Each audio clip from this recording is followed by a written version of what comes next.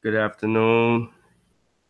Alafia to the family. ETM Hotel Rennie Sean. Welcome in peace. My name is Sean. Good afternoon.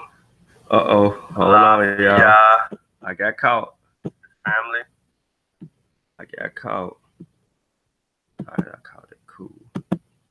Again, man, peace to everybody, man. Thank you for tuning in to the Monster Warrior Clan channel. For those of you who will be watching the broadcast later, I appreciate you taking the time out to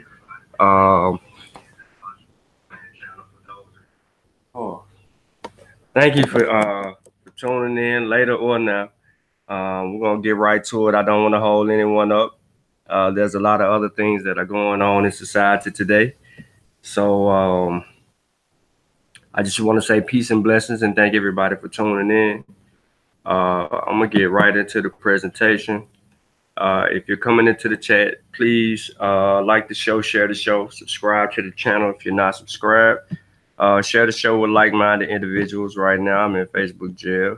Not really, but I can't share anything with anybody, so that's how I kind of go. So let's get to rolling. I come here tonight and plead with you. Believe in yourself and believe that you're somebody. I said to the group last night, nobody else can do this for us.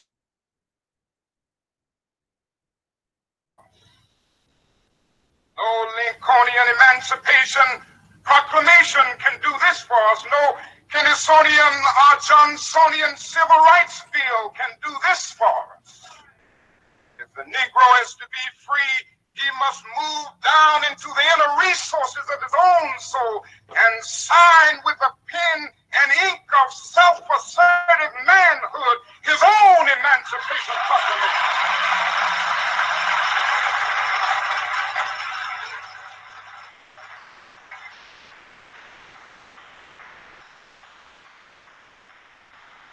Don't let anybody take your manhood.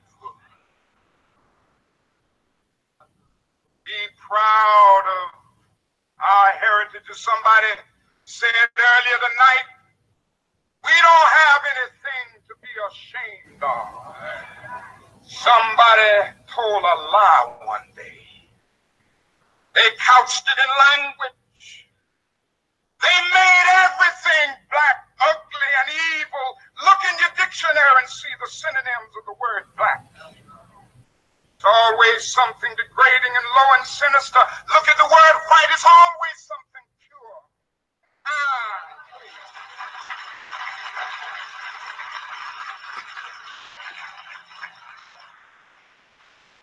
But I want to get the language right tonight.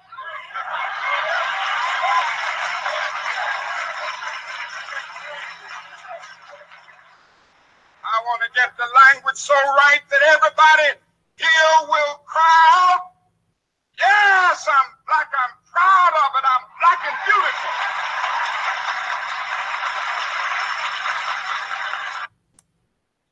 Let's go.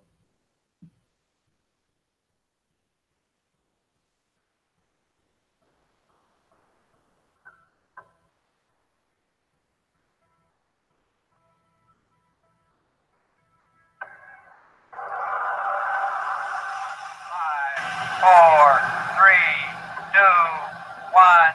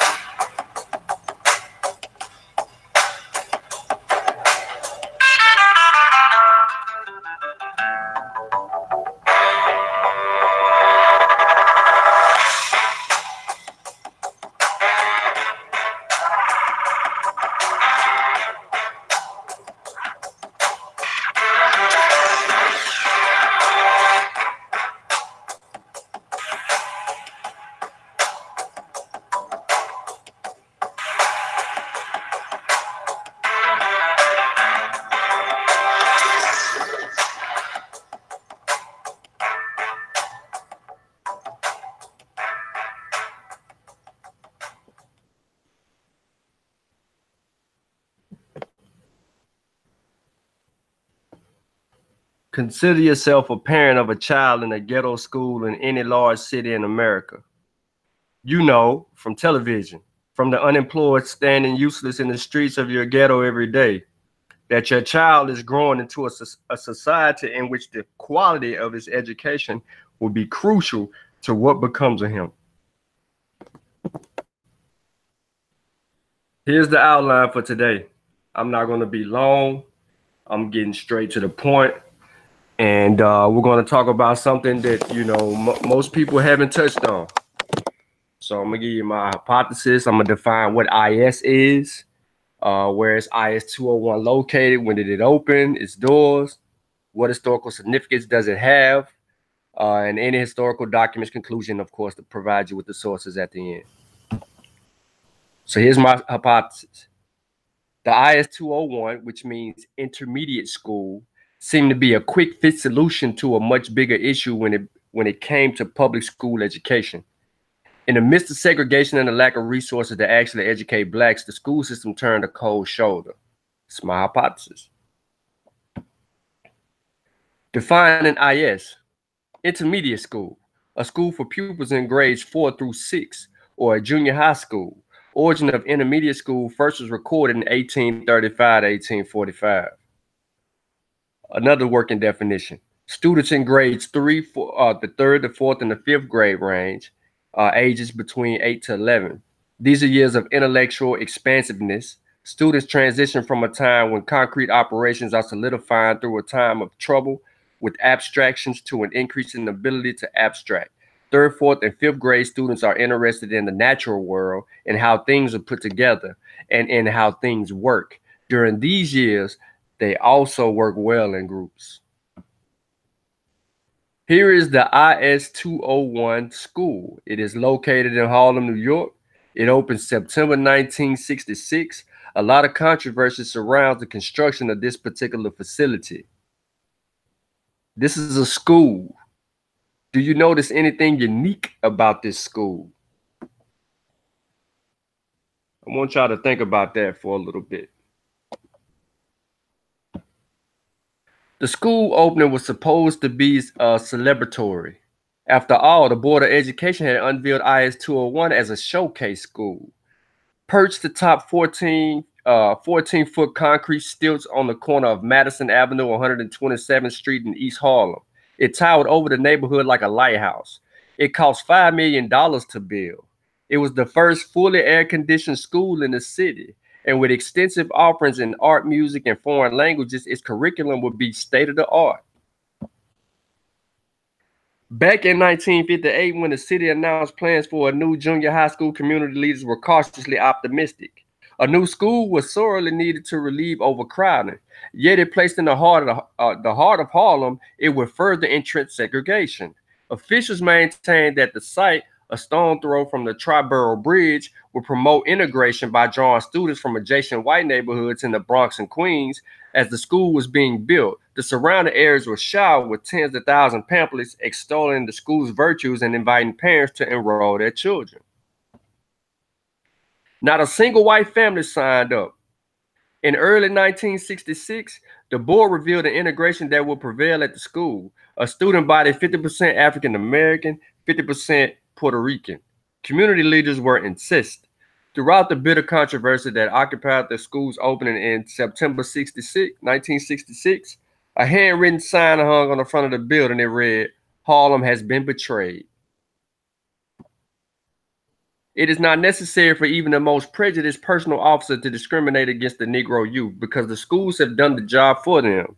The massively gross inefficiency of the public schools has so limited the occupational possibilities of the Negro youth that, if not mandatory, a life of menial status of employment is virtually inevitable.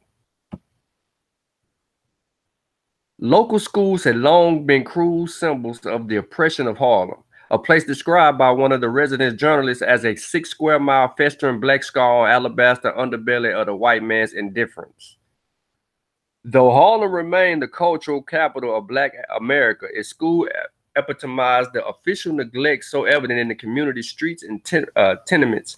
If a local junior high proved notoriously unsanitary with overflowing latrines and roach-infested cafeteria food, its deterioration reflected broader afflictions, including rent-goggling landlords, grabbing cops, and usurious loan sharks.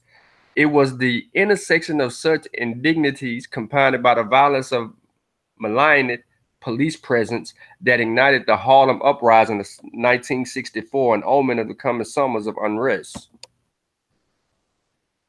Here is a copy of a primary document that was sent out. Well, let me just read it to you real quick so you can understand what you're looking at.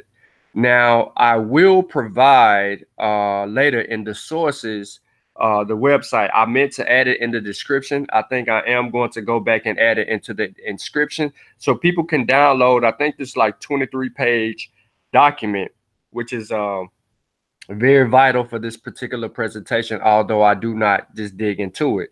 Now, this document has been reproduced exactly as received from the person or organization originating it.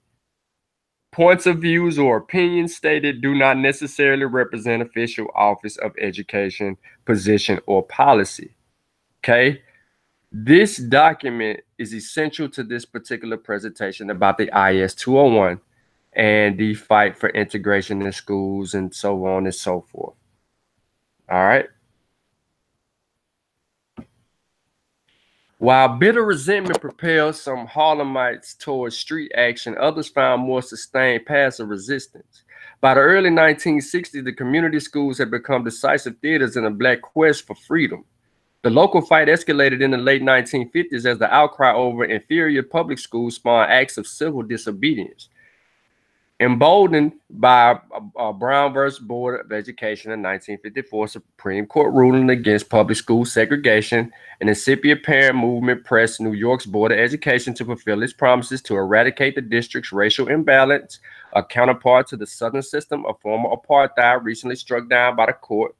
9 Harlem mothers resolved to boycott their children's schools, incensed by the duplicity by which distant bureaucrats preserve a racially stratified system. The striking mothers declared that they would go to jail and rot before permitting neighborhood schools to further debase their children. The intransigence of district officials and other municipal authorities deepened in the 1960s as white residents continued to flee both the inner city and public education, and the concentration of African Americans and Puerto Ricans in substandard ghetto schools increased. An era of militancy emerged as the Southern Freedom Schools struggled, invigorated a northern battle for rights that also had flourished in the post-war years.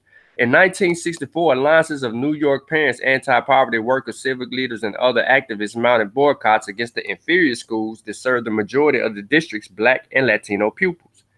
The Harlem of the North and West are joining new democratic revolutions, which was born of the Southern Negroes' desegregation battles. Freedom Ways magazines proclaimed. If you looked on my Facebook page, you see me throw in something about the Freedom Ways magazine last week. Like the Southern-based movement, the New York campaign portrayed segregation as a chief obstacle to education equity, condemning any scheme of racial separation, whether forged by law or custom or by ostensibly natural residential patterns, as undemocratic and immoral. New York parents and activists rejected spurious distinctions between de facto and de jure segregation, seeing dual systems of both northern and southern provinces as evils and rooted in systemic practices of exclusion and subordination. Despite the opposition's resolve, how would it look to have the children of the madams attending the same school as the children of the maids? One Brooklyn principal asked. The desegregation crusade displayed great faith that agitation would sweep aside the anachronistic structures of white supremacy and innate a new age of opportunity. The optimism soon vanished. New York's Board of Education continued to make miserable concessions to parental despair, commissioning studies and offering the palliatives of open enrollment and voluntary transfer while resisting meaningful desegregation of declining inner city schools. See, authorities relied on growing exodus of white pupils from the district to explain the persistence of what activists dubbed the status quo. Notice what I just said, the status quo, a play on Jim Crow, the Southern edifice of white supremacy. When feeble gestures toward integration were made, like one that involved shuttling Black Brooklynites to white schools in Queens, the effort siphoned off handfuls of children without restructuring the system. As the mid-1960s unfolded, segregation in the city's Black and Puerto Rican schools intensified, and a new mood of confrontation engulfed the movement. The hunger for decent education, the accumulated bitterness over years of bureaucracy, obstruction, and the uprising spirit of defiance among the local desegregation forces converged in the struggle over Harlem's Intermediate School 201, which is the IS-201. Pressure on the board of education to relieve overcrowding in 2 local junior high yielded plans for the new school, which authorities vowed would be built in a fringe area to attract both white and minority students. Evidence soon materialized that the facility touted as modern showcase would constitute yet another insult. Remember the image that I showed you earlier on how the school looked. Residents initially objected to proposed name Arthur A. Schomburg, believing that it honored a white man. Schomburg, a past luminary of the neighborhood, was actually a distinguished Afro-Puerto Rican bibliophile. Parents also complained that by locating the planned school near elevated railroad tracks in a gritty section of East Harlem, the city had precluded white enrollment, which many Black residents regarded as the only reliable guarantee of adequate funding, innovative curricula, and experienced teachers. The parents were adamant that integrating and segregating the school would give their kids the right opportunity to be able to compete on an educational level. Now, during this time, Blacks and Latinos, more so Blacks, were reading on a grade level 2 years behind whites. Harlemites grew more irate when they discovered that the penal-style building under construction would lack windows, a feature designed to mute the rumble of passing trains. In truth, quipped the political cartoonist of the local Amsterdam News, the windowless design was to keep parents from looking in and seeing it wasn't integrated, and the kids from looking out to see it was in Harlem. The edifice itself, a cheese box of stilts, according to one critic, was not the ultimate affront. The blow came in the early 1966 when the Board of Education revealed a sort of integration that would prevail at the new school. 50-50 Black and Puerto Rican. Outraged parents from both groups condemned the maneuver and prepared to boycott, determined to resist the opening of IS-201 as a segregated ghetto school. Again, here is a bigger image of IS-201, which is Intermediate School 201 in East Harlem. On the corner, here's your school. You don't see no windows. You can't see in, you can't see out. In meetings with school officials, activists drew a line in the sand. Either they bring white children in to integrate IS-201 or let the community run the school, declared the president of Harlem's Parent-Teacher Association Alliance. Such community control would entail the right to hire and dismiss teachers, to establish curriculum standards, and to direct the allocation of funds. It was a radical new idea. What could account for this stunning turn of events? Local media outlets had ready-made explanations. The editors of New York Times, for instance, lamented the Harlem activists had been overtaken by misguided ideologies of Black nationalism, less interested in improved education than in general challenge of all institutions. Most historians have followed suit, depicting the IS-201 as a Rubicon with school integration on one side and a new era of community control on the other. It is here we are told that integration failed, and in its ashes, Black power arose. But these accounts erase the 12 years of conflicts that preceded the openings of IS-201. More than anything else, activist and strategists grew out a decade of accumulated experiences time and again. The board of halting attempts at school integration, though often taken in the name of educational equality, tended to reinforce the deepening of racial inequality. These experiences taught harsh lessons about which students city authorities value most. Rather than a sharp departure, therefore, IS-201 must be seen as part of a partial or a long struggle of quality integrated education in New York's segregated school system. A struggle that began long before 1966 and a struggle that in many ways continues today. Hardly content to lobby for integration alone, local parents kept pushing for assurances that IS-201 would feature a curriculum commensurate with the demands of space age. However, the viability and relevance of the integrationist agenda began to unravel amid the realities of urban life and the changing priorities of Black protests. The vanguard of the New York-style struggle had long affirmed interracial living as a vital part of children's education, seeing reforms that failed in the intermingle of white, Black, and Puerto Rican students as accommodations to the status quo and betrayals of the cause of full equality. Here, we're starting to see the what they call Black nationalists versus the integrationalists, the Black integrationalists. The Board of Education will listen from this point on to a series of discussions by parents who had serious concerns about the educational problems that plagued his children. However, though the board eventually endorsed the reports, hardly anything changed. This will lead to the creation of the PCBE, Parents Committee for Better Education, which started as a grassroots movement and quickly grew in numbers fast. The overriding concern for the PCBE members was to gain access to educational resources such as modern facilities, rigorous academic programs, and experienced teachers that were disproportionately concentrated in predominantly white schools. Accordingly, they saw integration as a useful means for achieving education equity, not an end in itself. The struggle was growing increasingly militant and complex. IS-201 demonstrations now drew the visible participation of the Student Nonviolent Coordinating Committee, SNCC, the Congress of Racial Equality, CORE, and Harlem's fledgling Black Panther formation groups that conveyed unapologetic visions of Black anatomy. These forces allied with the local parent and civic organizations at the movement's core, some of which continued to espouse elements of the integrationist worldview. All parties agreed, however, on the call for an African American principal for IS-201, a figure that might present to Harlem's children the right kind of image, given the contemporary equation of group progress with the reacclamation of masculine prerogatives. The presence of a Black man was seen especially capable of bolstering self-esteem. Hope for desegregation, if not precisely dead, was mostly moribund. We must no longer pursue the myth that integrated education is equated with quality education, one local anti-poverty worker declared in 1966. Parents continue to weigh other strategies striving to meet critical need for Black self-determination and educational excellence. By that fall, they had shifted their hopes to one particular approach: local self-government if you won't integrate IS-201.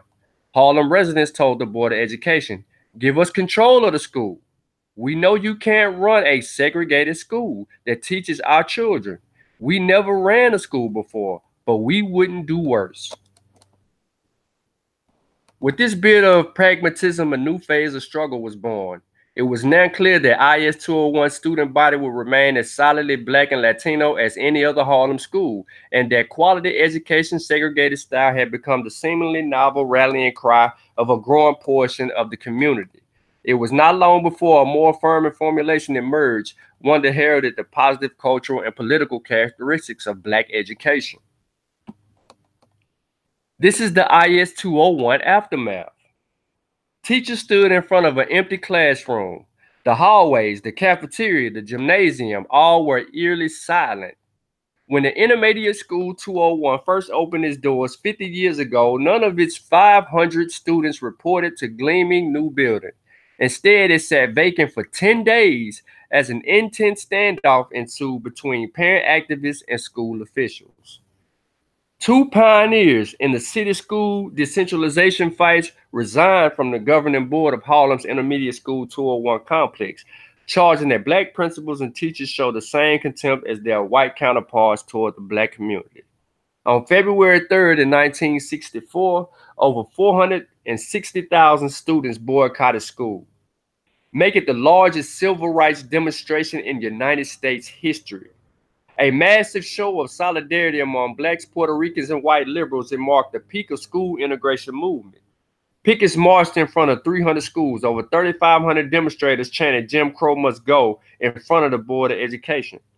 Boycotting students attended freedom schools and churches and community centers where they discussed Black and Puerto Rican history. So the alternative to boycotting the schools at that particular moment for that stretch of time was the freedom schools. I also dropped some information on the Facebook page in regarding freedom schools.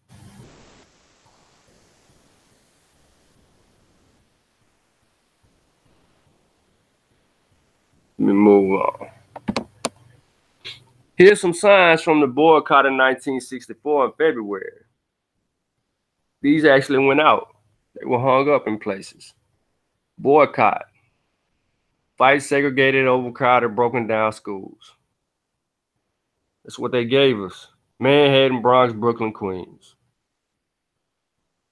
This boycott is sponsored by many civil rights, church, labor, and fraternal groups, including Harlem Parents Committee, CORE, NAACP, and Parents Workshop. So cohesively, people were working together to go ahead and do this. It's unity, the fight against the Board of Education. Now, across the aisle, you had whites who were also boycotting. They did not want their kids to ride the same school bus as blacks. So they equally had their own boycotts going on too. And out of that turmoil, because they did not want to desegregate the school. They didn't want their kids going to school with us. So they formed the PAT, the Parents and Taxpayers Committee. That went, that was pretty much the versus the PBCE. Or I keep on botching it, but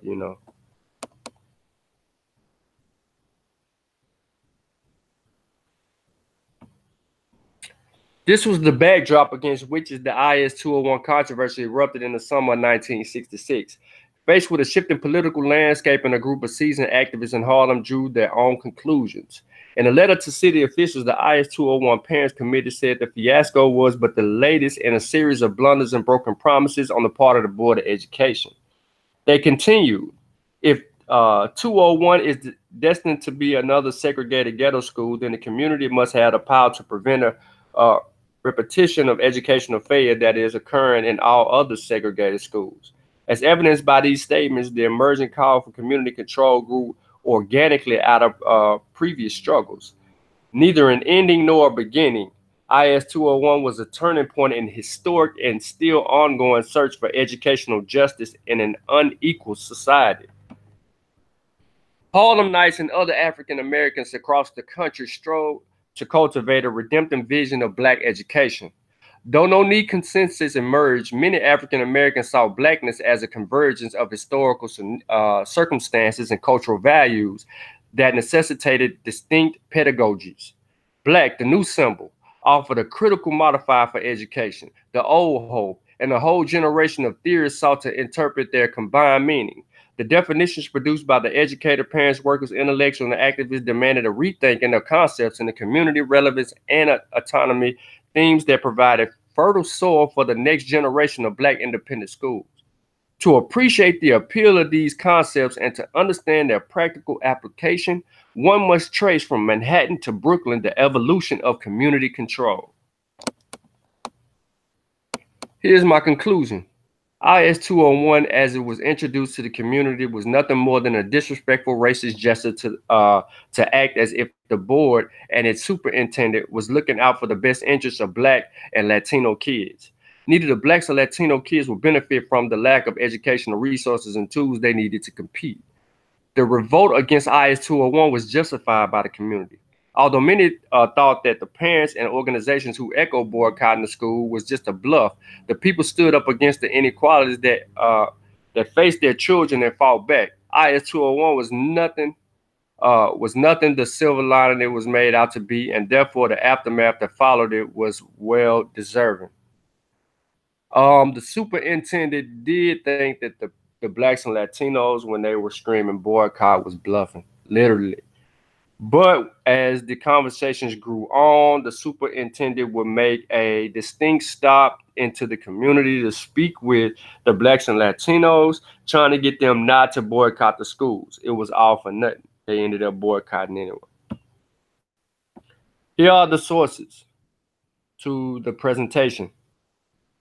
And this right here,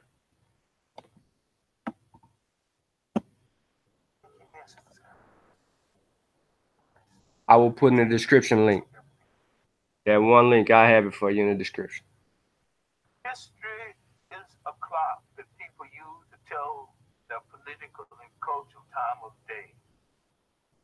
It is also a compass that people use to find themselves on the map of human geography. History tells of people where they have been, what they have been, where they are, and what they are.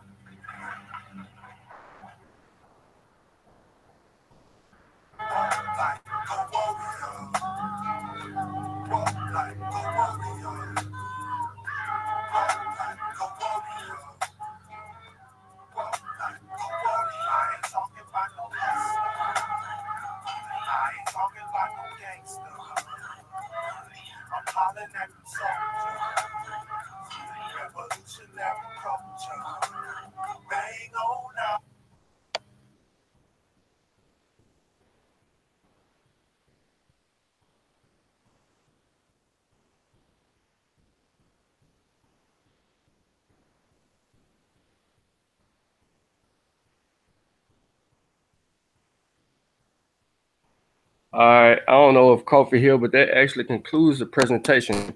I actually had some primary newspaper articles that I was going to show in the presentation and decided not to overwhelm it because I did not want to make it longer than it already was, and I wanted to be brief. But I do see the Kofi on the panel, so Kofi, the floor is yours, sir.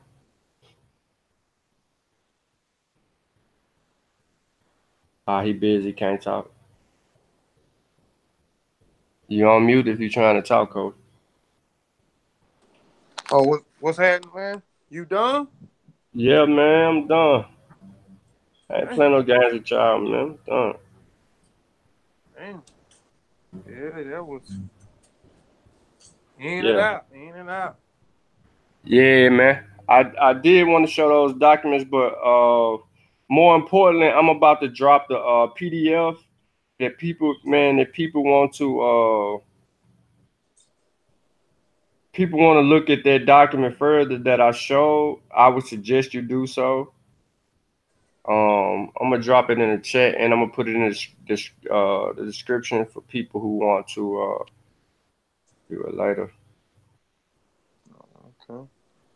Yeah, well, fam, please like the show, share the show, tell a friend, tell a friend, tell a friend, tell a friend about the show, man. That's all I got, man. I'm gonna have to go back and look at the last 10 minutes of it, man. I kind of trying to cook at the same time and watch and miss the last 10 minutes. I'm gonna have to go back and look at the last 10 minutes.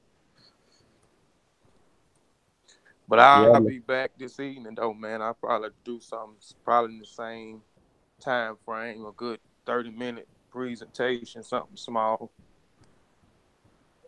Oh, okay. On this channel or what? Yeah, on this channel. I'm gonna come back on the Moss and do something later. Okay. Well, hey folks, that's it for me. I mean, I don't want to hold nobody up, man. Y'all, you know, y'all. Thank y'all for tuning in. And but now let me put this PDF in there, man. Let me make sure that y'all can download the PDF. It's important that we give y'all primary sources. And I want to make sure that we cover all the bases. Now, the reason why I did this particular presentation is because we have this long-standing fight with the Board of Education. As Black people, we have always been trying to fight for equality for something in the school systems and something. I just put it in the description box. So people who like to read the description of the presentations, you can go there. And I'm gonna put please download. But we had this long-standing battle with the Board of Education on many fronts, especially during the Jim Crow era, all the way up until now. We still feel like we're not getting the same quality education as white people are getting. And we know why. We don't have to act. We know why we're not getting that same education. They get all the funds, they get all the resources. We get the leftovers. And but these were things that we united on. We united on education. We fought the board. Our black nationalism did get in the way of our other sisters and brothers who wanted integration. We didn't, black nationalists didn't want to integrate. We wanted to be totally responsible for educating our own. And out of that, we were developing other school systems to educate our own, to empower our children, to teach them about love and who they are, being black and proud, being black and beautiful. Knowing you from Africa, knowing where your roots trace all the way back to, and then from out of all of that, you get the era of the afro, women wearing their afros and people wearing their afros all over. From those battles, from that long standing argument with the rest of the world of self-identifying, knowing who we are, being better beings, and all of that, man. So I did that. If you haven't noticed, I've been pushing a whole lot of stuff about education on my posts, on my Facebook page, for a reason, because it is very significant to what we have going on, and we need to pay close attention to the arguments that we're having. Right now, you have people who have shedded their skin, so to say, and to want to take a whole nother path of who they think they are, and so on and so forth. I don't want to have that argument with anyone. They can have it. But, I thank everybody for tuning in, man. I'm trying to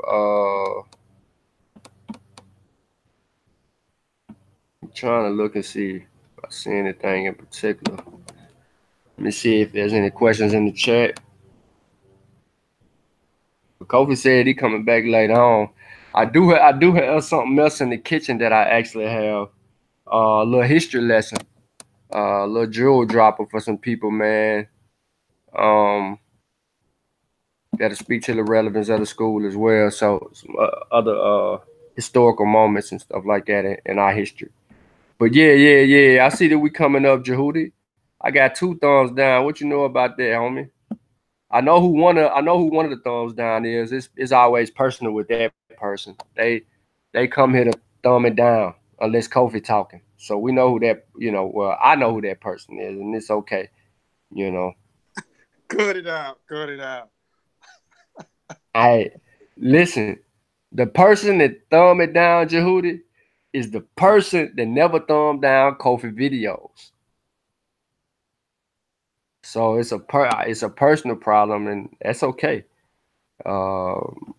Peace and power to you and whatever it is that you got going on in your life. I'm not, going there. Hotel Mo. There were a lot of battles taking place here in Oklahoma at that time for funds. We spoke of even equality pay for teachers. Yeah. Yep. So yeah, education was a big battle, man. It was, no games. And most people be like, why do we talk about Harlem and things of that nature? Remember that Harlem was the epicenter for a lot of information to come out of any era.